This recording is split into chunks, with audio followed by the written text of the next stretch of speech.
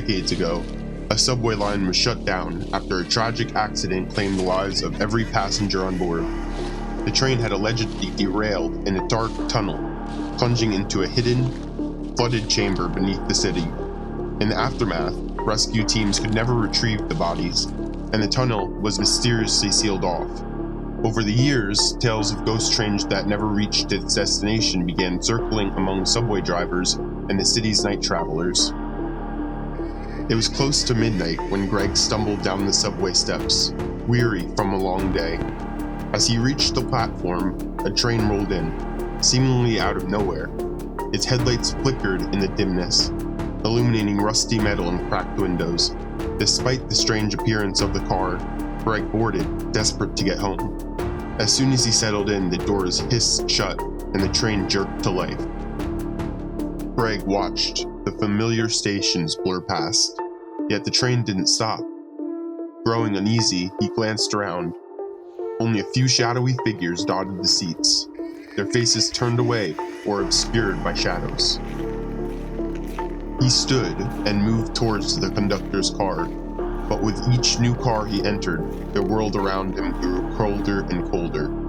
The advertisements were now blank, as if wiped of all color, and the overhead lights buzzed in weak, sickly shades. Passengers dressed in outdated clothing with vacant eyes sat in eerie silence, giving him only sideways glances. As Greg neared the end of the third car, a ghostly woman whispered to him as he passed, "Turn back before you reach the end." Her hollow voice sent chills down his spine. He hesitated, looking back, but found the door he'd come through was now locked. Turning forward, he continued reluctantly. The train picked up speed, and outside, the tunnel had become nothing but an endless void. The subway's screeches and rattles blended into a nightmarish mix of noises as Greg opened the door to the next car. This time, every seat was empty except for a single man staring directly at him. His eyes were vacant, yet his lips parted with a grim smile. "There's no going back," he murmured, almost gleefully. Greg bolted through, desperate to find an exit. But as he opened the door to the next car, he was met by complete darkness. The train had vanished, and he was alone, standing in the middle of a decayed subway tunnel that seemed to stretch on forever. He looked back. The train, the passengers, even the ghostly conductor were gone.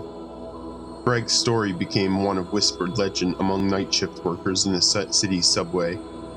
They say sometimes if you listen closely, you can hear a faint sound of footsteps echoing in the abandoned line, searching for a way out, yet never finding it.